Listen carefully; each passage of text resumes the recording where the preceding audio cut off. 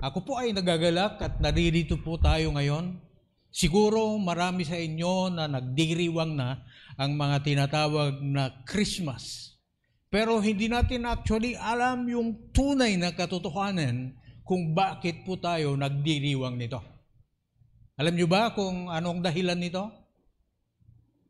Ang dahilan, ang Christmas celebration po natin ay hindi ako, hindi sino man, hindi si presidente, hindi maski sinong tao dito, kundi minsan merong ipinanganak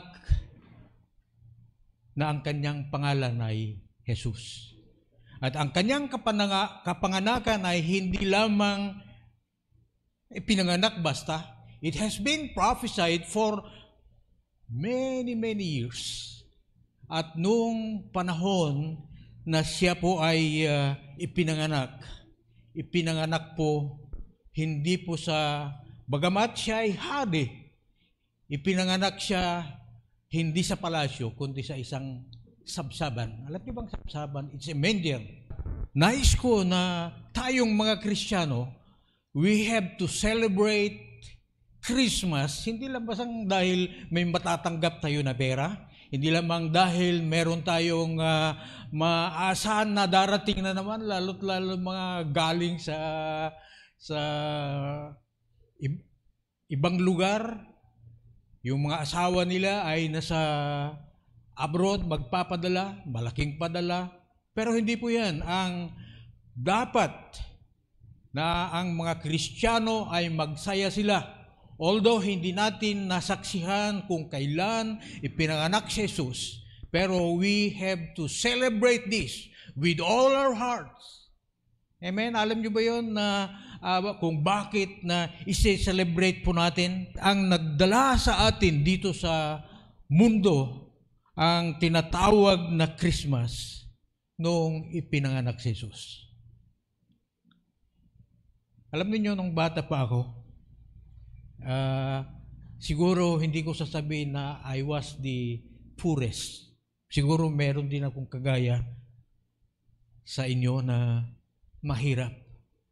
Pinanganak ako na walang ibig sabihin, lumaki ako na walang nanay. Hindi ko alam ang mukha ng nanay ko. Ang tatay ko lang, madalang ko pa nakikita sapagkat sa ibang lugar siya nagtatrabaho. At alam niyo, tuwing darating ng Christmas, mararamdaman ko ng tunay, pero hindi ko pa alam noon kung sino ang Jesus na yan. Pero mararamdaman mo talaga. Nararamdaman ko talaga na masayang-masaya ako. Pero mas masaya pa ako noong ako'y naging Kristiyano na. Sapagkat nung malaman ko na ang Christmas pala ay ang nagdala sa atin ay si Kristo. Sapagkat yung salita na Christmas, hindi sinabi lamang na Mass, kundi CHI o Christ, then Mass. Mass is, you know what is the meaning of Mass? Karamihan. Ito po ang espesyal na araw na hindi ako naniniwala na ang mga mananampalataya kay Kristo ay hindi sila marunong magdiriwang na napakasaya sa Christmas. Pastor, paano naman kami magdiriwang? Wala nga kami mailuto eh. Hindi naman sa mailuluto ang ipinagdiriwang natin. Yung maluluto ay para sa atin lamang yon. Pero when we have joy, we have love on Christmas, we are not doing that for ourselves. Alam nyo ba yon? Na maraming tao sa mundo ngayon na nagbibigay pero wala silang pagmamahal. Pero pag ang mga Kristiyano ay nagbibigay, ay merong pagmamahal. Merong ang kasabihan na sabi nila na you can give without loving, but you cannot love without giving. Ibig sabihin, when we give, because it's Christmas time, bakit saan ba naman natin nakuha yung pagbibigay na yan? Actually, ito ay hindi naman utos na nung ipinanganak si Jesus ay magbigay ka ng ganito ang ganon. Pero alam nyo ba yung mga 3 pantas? they went to look for Jesus with all their hearts and with all their minds, hindi dahil sikat si Jesus, kundi alam nila na ang mga pantas na ito, mga matatalinong tao ito,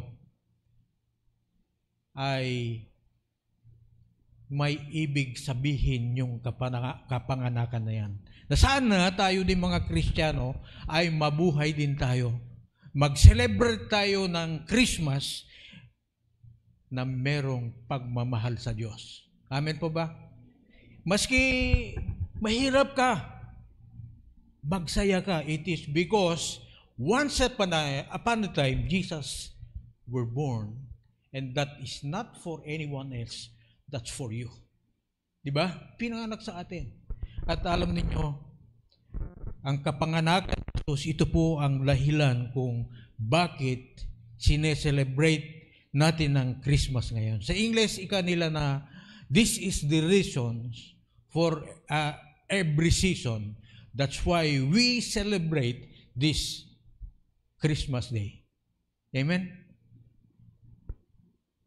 Indeed, the birth of Jesus Christ is the reason why we celebrate Christmas. Huwag tayong mag-celebrate ng Christmas na wala si Kristo.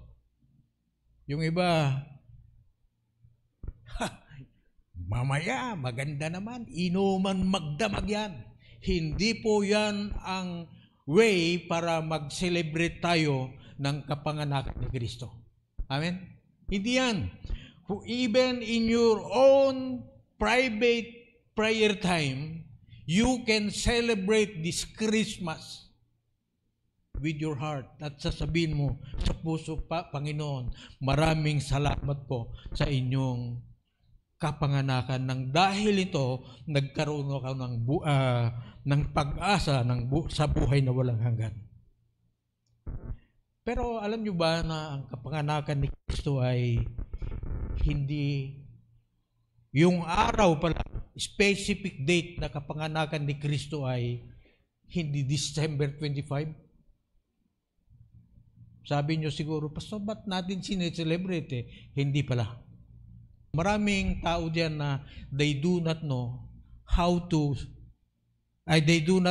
their birth date. Hindi nila alam ang kanilang kapanganakan sapagkat nung araw ay magulo. Padala lang yung hindi naman talaga yun ang kanilang mga kapanganakan, pero sineselebrate nila ito. Bakit? Alam nila na ipinanganak sila. Whether we celebrate Christmas on the 25th day of December, that doesn't matter. But one thing is that Jesus were born. Amen?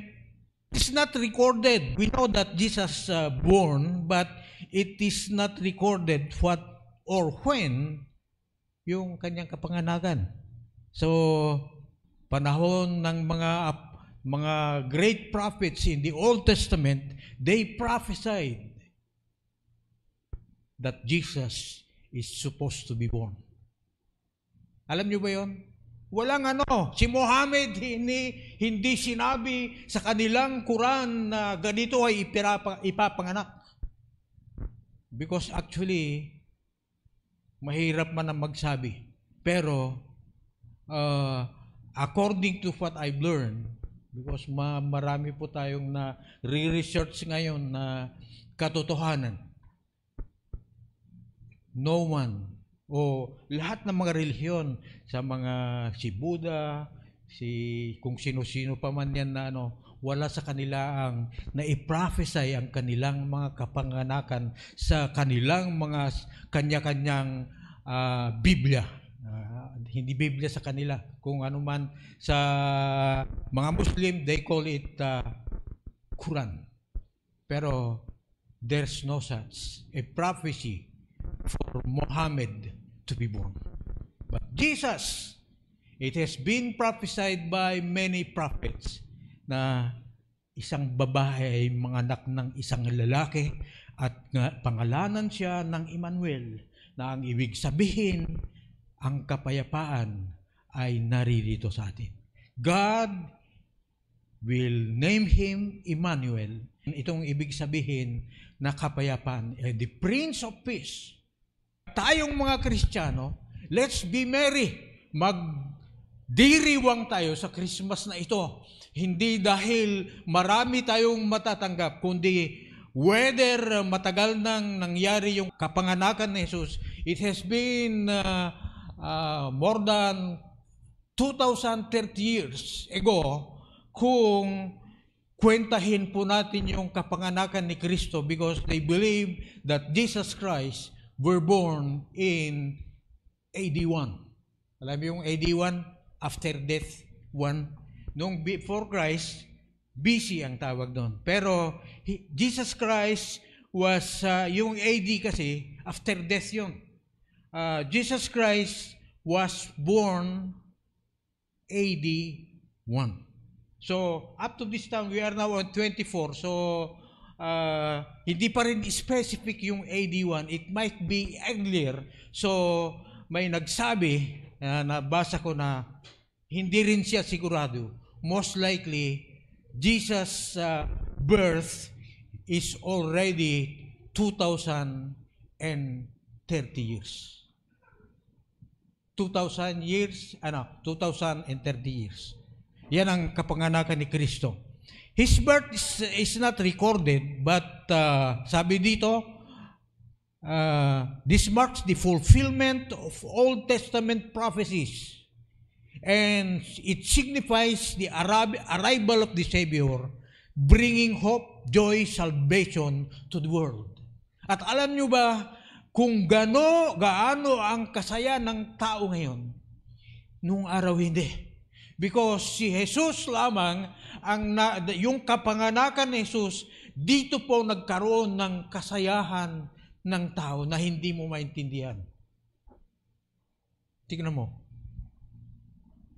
Subukan mong kantahin yung mga Christmas song na hindi Christmas. Parang wala lang, di ba? Ewan ko. Pero pag kinakanta mo ngayon, ikaw na lalo't lalo na kung ikaw ay kasing tanda ko na, parang manunumbalik yung mga pakiramdam mo nung bata ka pa, nung ikaw ay umaawit sa namamasko, di ba? Dati-dati walang ganyan sa lahat ng mga tao. At alam nyo, mas masaya ngayon ang Kristyanismo, sapagkat hindi lamang yung mga dating Kristiyano ang nagdidiriwang ngayon. Kasama na rito yung mga bagong naging Kristiyano. Alam nyo ba kung saan ang mga tinatawag sa internet ngayon, the most happy nation in the world? Hindi Amerika, hindi Europe. Alam nyo kung saan? Sa Iran. Ito ang tinatawag nila na Christian nations. But according to all the preachers that I was able to read their stories, sabi nila dati-dati only 2% of Christians ang meron sa Iran. Alam niyo kung ilan na ngayon? 70%. Ibig sabihin, meron pang 30%. Yun ang mga Muslim. Marami dito mga Muslim everyday are going to church. They are looking for the pastor. Sabi nila, Pastor, we are Muslims, but we want to become a Christian. I've been a Christian, but I haven't passed through the process. Ibig sabihin, hindi tumanggap sa kanilang mga panaginip lamang, mga vision nila ay ipinakita ni Kristo sa kanilang mga buhay na siya ang Diyos. We are looking for Jesus. So, today, sabi nila yung mga iba, for the first time, we are going to celebrate a Christmas. Di ba? Alam niyo ba kung ilan mas maraming Pilipino pa kaysa mga mga Iranians ay they are only 91 million. Tayo ay 115 million. Pero kung lupain ang usapan, mas malaki sila. Kaya lang, dati-rati hindi Kristiyano mga ito. But now, they join the people. They join, kasama na sila sa mga nagdiriwang. Ipinanganak na kami sa kaharian ng Diyos, ika nila. Pero for the first time, itong Christmas na ito, they will join us. Kasama po tayo dito. Kokonti lamang tayo. Alam nyo ba na sa loob ng isang buwan sa kanila, milyon-milyon ang nagiging Kristiyano. Marami ng mga moske doon na nagsasara na dahil wala nang pumupunta doon. So, that's the joy even to us as a Christian. Kung merong mga ibang tao na makilala nila si Jesus na bilang tagapagligtas. At Christmas na ito ay kasama natin silang makipagdiriwang. The birth of Christ, ito ang historya sa buong mundo na pinauusapan. Ang kanyang nativity, alam niyo ba yung tinatawag na nativity of Christ na nung sinabi ng anghel kay Birhen Maria na siya'y manganganak, na manganganak siya ng isang batang lalaki. Tapos, yung nativity is the story of how Jesus was born. At dito ay napunta sa mga pastol, sa ipinakilala sa mga pastol na ipapanganak ng isang bata. At ang mga pastol na ito, sila po ay mga tinatawag natin na marginalized people. Nagpapastol lamang sa kalawakan, pero pinagbigay alam ng mga anghel sa kanila na sa araw na ito, ipapanganak ng isang batang lalaki. Sabi niya, magsaya tayo. Kita mo, doon mo makikita na, sabi ng angel na, magsaya tayo sapagkat ipinanganak na ng isang Mesyas. Ito po ay matatagpuan sa aklat ng Lucas 2:14.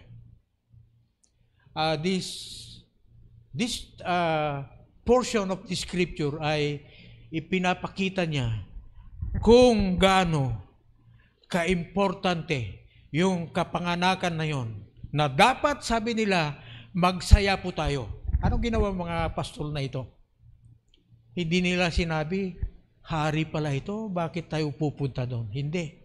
Even these shepherds, they went to look for Jesus, where Jesus was born, para magsaya. Nakasama ng mga anghel. Alam nyo, hindi dalawang anghel lamang na nagsabi sa kanila. May nagsabi sa kanila, sa kanilang pinagpapasulan na sa araw na ito, ipinanganak ang Mesyas. At all of a sudden, there came multitudes of angels. Alam nyo ba ang multitudes? Kung iba yung audience, marami yan. Pero pag sinabi mo na multitude, marami, hindi mabilang po yan. And ganun ang nangyari nung ipinanganak si Jesus kasama ng mga pastor. Kaya yung mga kanta natin kanina, hindi pang Christmas, di ba? Pero it talks about bless the Lord, O my soul. Ano pa yung kanta? Yung kay Dan Mowen and saka yung bandang huli. They talk about praising God. We can also sing those songs for God, for Christmas. Amen. Kaya yung announcement ay hindi pinili ng mga mayayaman, pati ang mga mahihirap. Na ibig sabihin na si Kristo napunta rito sa lupang ito. Hindi iligtas lamang ang mga mayayaman, pati ang mga mahihirap. So kung mahirap ka, huwag mong sasabihin na hindi ka karapat-dapat. Isa ka sa mga dahilan kung bakit si Kristo ay pumunta dito sa lupa. Pinanganak ni si Kristo, hindi ibig sabihin na when Christmas comes ay ipapanganak na naman si Jesus. Hindi. But all we have to do is to celebrate His birth. Celebrate His birth. What does it mean by celebration? Alam nyo, kung kayo mga nagbe-birthday, may nagpapagawa na lahat ng mga klase ng pansit, lahat ng klase ng lechon. Ilan ba mga klase ng lechon? Lechong kawali. So, nagse-celebrate yan. So, there's nothing wrong of celebrating when Christmas, when we celebrate it for Jesus. Amen? Hindi, there's nothing wrong. Bakit natin celebrate ito? Pastor, hindi pala totoo. Alam nyo, ganito kasi noon dahil walang sinabi sa Bible yung specific date, yung iba, maraming kinwenta nila. Pero yung iba, malayo. Yung iba kanila, alam ko na, kung totoo nga pala na pinanganak si Kristo 25. Alam nyo ba, in the Middle East, dahil matagal din ako sa Middle East, ay sa mga ganitong panahon, napakalamig. Sobra ang lamig. Alam nyo ba, nung araw ay ipinanganak si Jesucristo ay malamig din.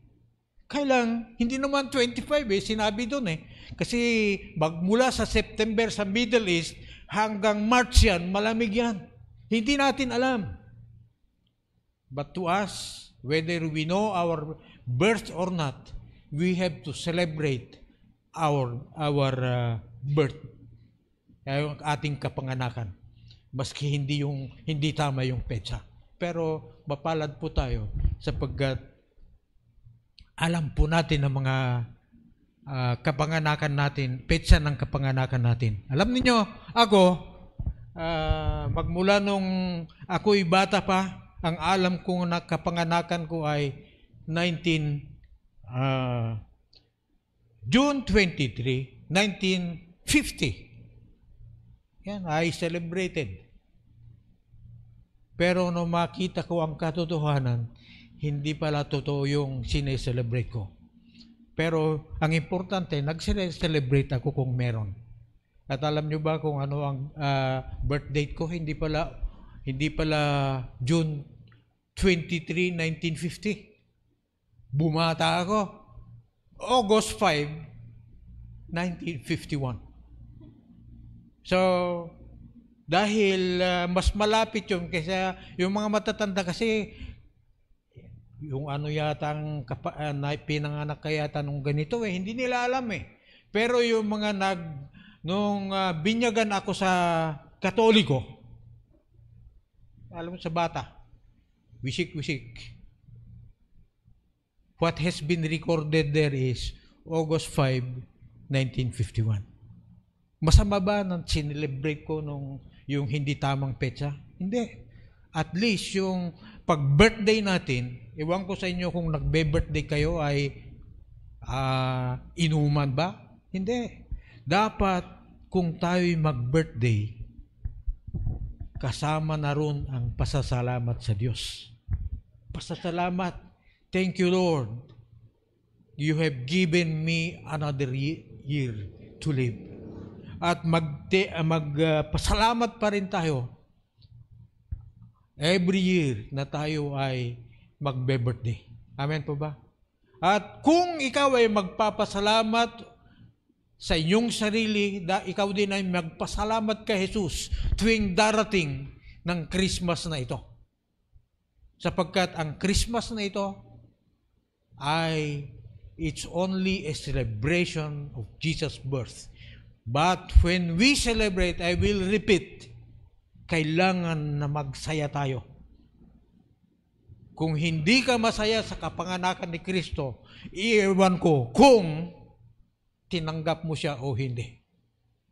Dapat masaya po tayo. Hindi naman maglulundag tayo na kataas-taas, pero sa ating mga puso, sana mababasa ng Diyos ang ating mga puso na ang ating pasasalamat sa Kanya ay talagang sobra-sobra. Amen? Kaya, yan po. Is December 25 the actual birth of Jesus Christ? Actually, sabi dito sa ating inano natin ay hindi. The exact date of Jesus' birth is not recorded in the Bible, and historical evidence suggests that he was likely born earlier, 1 BC and 26 BC, based on the historical events and astronomical data. The choice of December 25th as the date to celebrate Christmas was made centuries later. Century is 100 years, di ba? Dito nila na-decide dahil hindi nila ma-decide dahil wala namang naka-record actually sa Bible. So, while December 25th is the traditional date of Christmas, it is not wrong to celebrate that date, sabi niya, of Jesus, as long as we celebrate it for Him. But today, bakit natin sineselebrate? Is it wrong? No. Kagaya ng yung pagkamatay ni Jesus at nabuhay. Hindi naman natin actually alam kasi sa ating mga sinusundan, kung minsan buwan ng Abril, kung minsan mas maaga pa. Di ba? Pero, ang pinaka-importante doon, sineselebrate po natin ng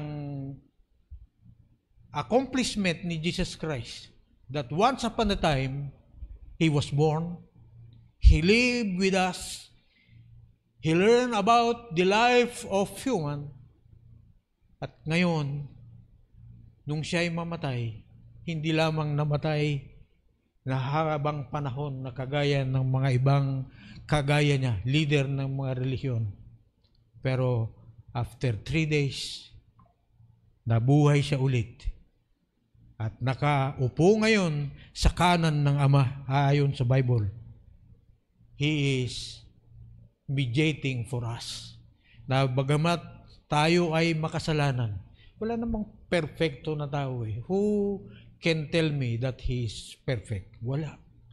Pero because of Jesus Christ, alam nyo yung kung mediator na tinatawag, pinakikiusap ni Jesus bilang mediator of men to God. Kasi hindi pwede ng mediator na one-sided He is a mediator, pamagitan ng tao at saka Diyos. So, pasasalamatan natin si Jesus Kristo. So while December 25th is the traditional date of Christmas, it's not the actual date of Jesus. Does that surprise you? You were already aware of this maybe. So, ngayon alam nyo na 25 is not the actual birth of Jesus Christ.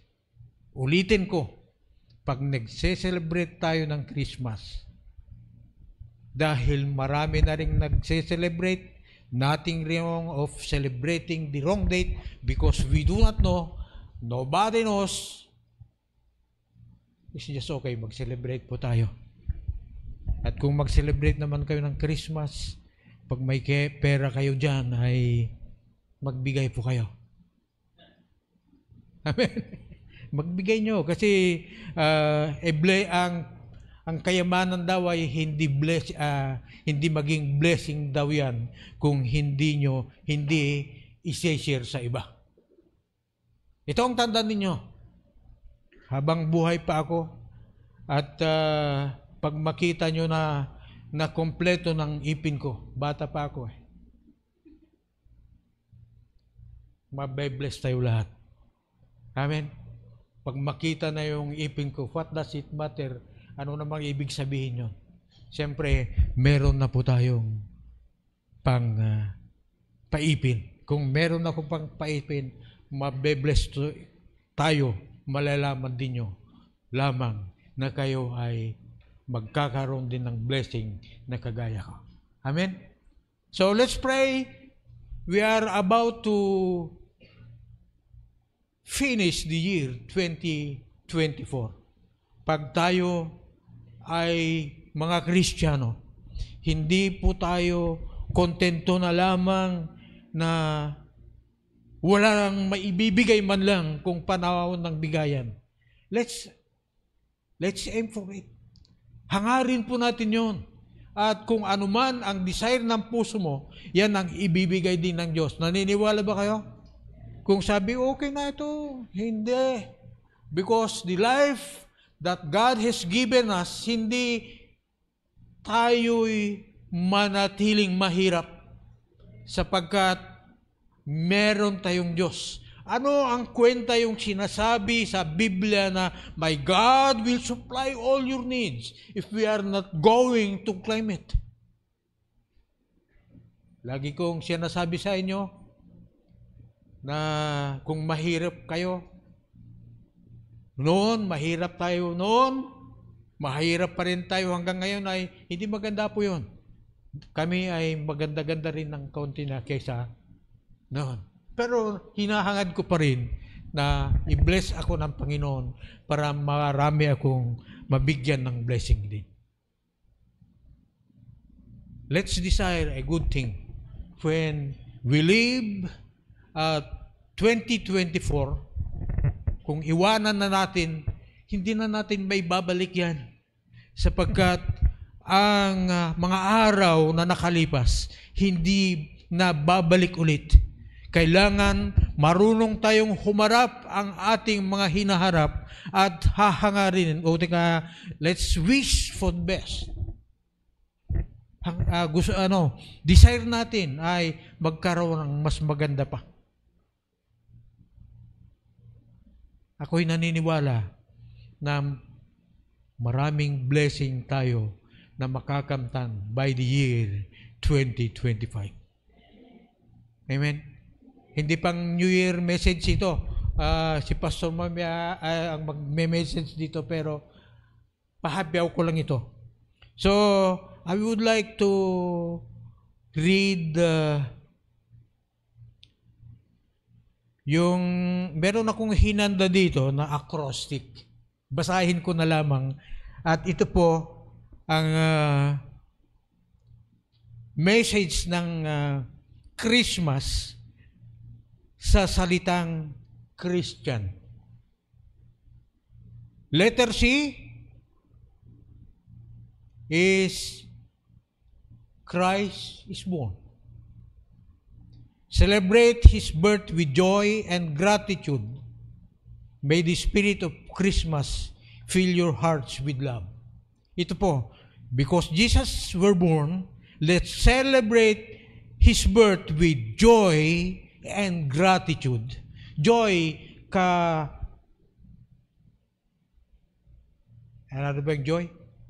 Kasiyahan, at gratitude, pagpapasalamat.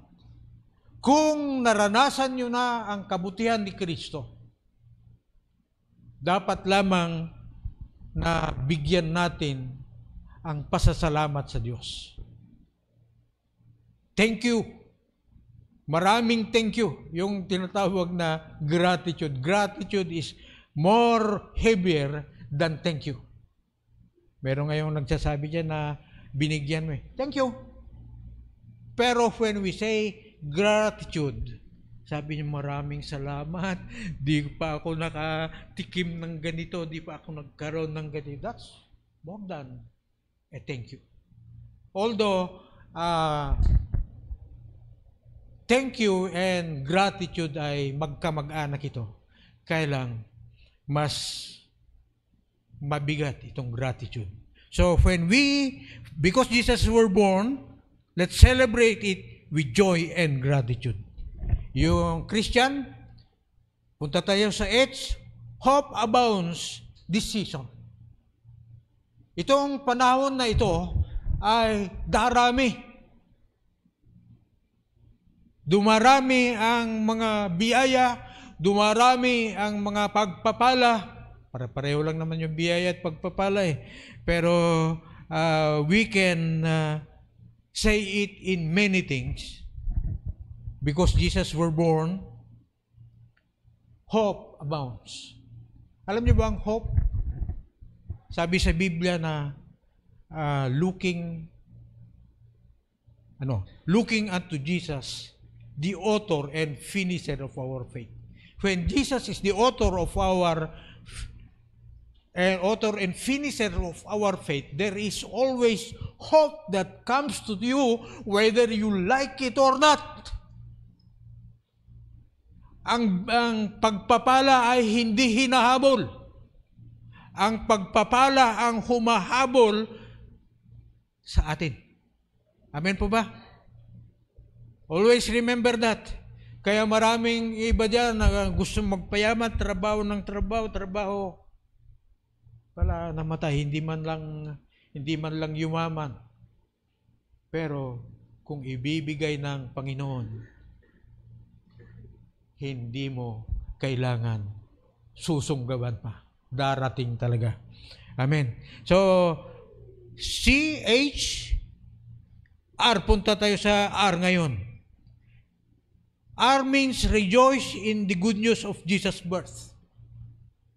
Yung R, magsaya tayo sa kanyang kapanganakan. Yan ang ibig sabihin. Rejoice in the news of Jesus' birth. Bagamat tayo ay may sari-sariling kapanganakan sa kaharian ng Diyos, pero tayo lahat ay ipinanganak. Pinanganak na ba tayo sa kaharian ng Diyos? Alam nyo ba kung paano kayong naging anak ng Diyos? Alam nyo ba, do you know when were you were born in the kingdom of God? Simple lang. Ganito yon. When you receive the Lord, hindi ko alam kung matatandaan ninyo na kung nung kayo ay tumanggap kay Jesus, that was your birth into the kingdom of God. Amen? Yun ang sinasabi ni Jesus kay Nicodemus. Unless a man be born again, he cannot see the kingdom of heaven. So, hope abounds this season. Let's come to letter I.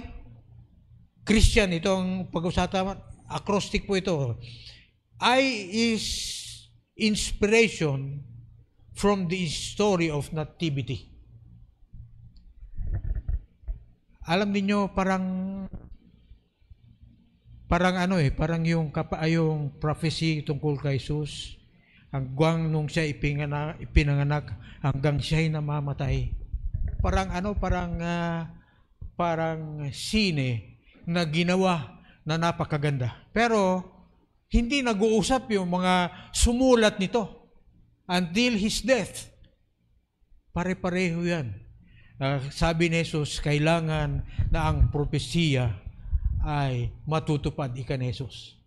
Pero those who prophesied and those who wrote the New Testament, they do not know each other, pero parang magkasunod-sunod. Hindi yung tsamba-tsamba lang. Yung sinasabi ko nga lang, pati yung kanilang mga panulat, hindi magkakasundo. At yung mga nagbabasa, na kanila, it has been 32 years, yung mga nako-convert sa Christianity, sabi nila, it has been 32 years na ako ay nilinlang. Nagsinungaling sila sa akin. Kaya tumanggap sila kay Kristo sapagkat yung kwento tungkol kay Kristo ay totoo. So, S is salvation through Jesus Christ. T is thankfulness to the blessings of life. Thankfulness. Itong blessings of life na ito, hindi ibinigay lamang sa araw na ito. So, ibig sabihin na when you thank all the blessings of life, ito po yung mga continuous blessings of God. Iba na yung mga natanggap natin at tinatanggap natin at saka tatanggapin pa. Ito po yung tinatawag natin na thankfulness of the blessings of life.